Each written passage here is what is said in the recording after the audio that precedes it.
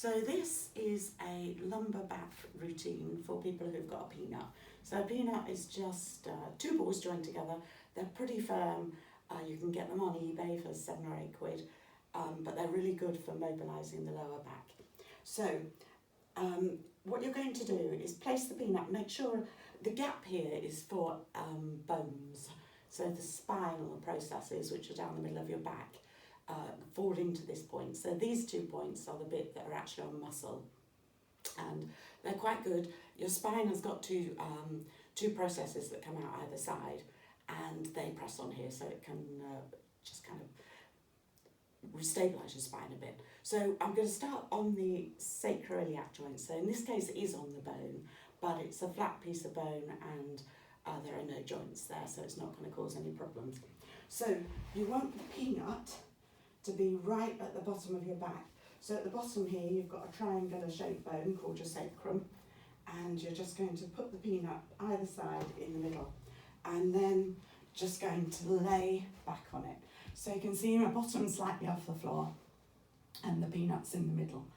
And all you're going to do to start with, try and keep your tummy pulled in, so don't just flop your pelvis back.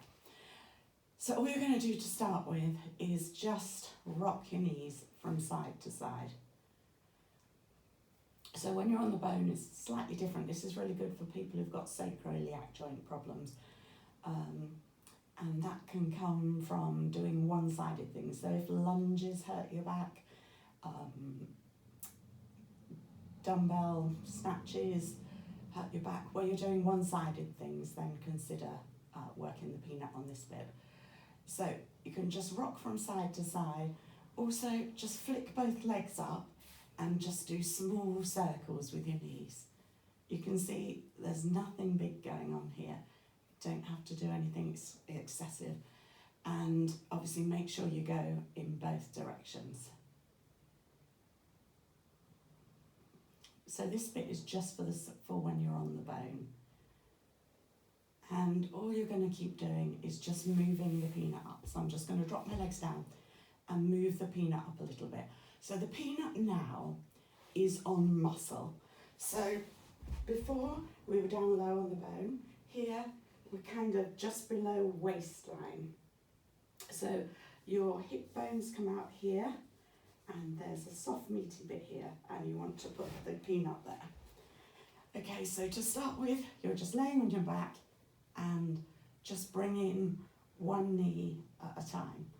And you can see as I bring my knee in, my pelvis tilts slightly. So you don't want to just be lifting your knee in the air, you want to tilt your pelvis at the same time.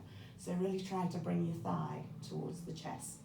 As you come to the end of the range, you'll feel the peanut roll down your back a little bit. So you're just going to rock from side to side. You kind of want to stay on each place about 2 minutes, but obviously I'm not going to do that. You can stay as long as you like.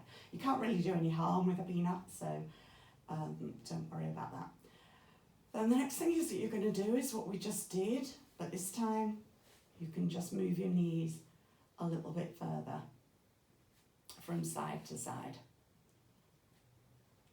Okay, so it can be a bigger movement. And again, you can just keep doing this. You'll probably find that one side's more painful than the other, and that depends on the muscle that's the tightest and the most painful. Then you can bring your knee in, take your knee to the outside, so you're drawing circles with your hip. Okay, so you can bring your knee in, take it out to the side. Some of you might find that your hip clunks a little bit. Don't worry, that's nothing to worry about, it's just a tendon clicking over a bone. I can even hear mine clunking, so that's not a good sign. Okay, and then lastly, flick both legs up, and again, just wiggle from side to side. You can do the small circles if you think they're more useful, or just rock your hips from side to side. And this does actually feel pretty tender, but it depends how sore your back is, really. Then you can just drop down, move the peanut up again. This time you're actually opposite your belly button. but we're only going to do exactly the same. So bring your knee into your chest. I'll just do these quickly to remind you. Drop your legs from side to side. You can do hip circles.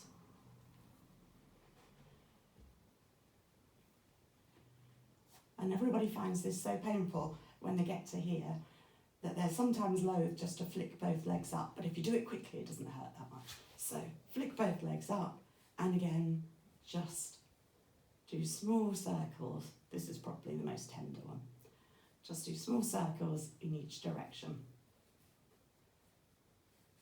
So that's all you're doing for lumbar spine. The thoracic spine there's more to it, and I'll do another one later for the thoracic spine if people need it. After you've done that, it's really good to have mobilised it, and that releases the fascia and releases the muscle. But you now need to do some stretching. So on the YouTube account, back a bit, you'll see one that says for hips and for spinal flow. So do any of those stretches, and that will ease your back up. Thank you.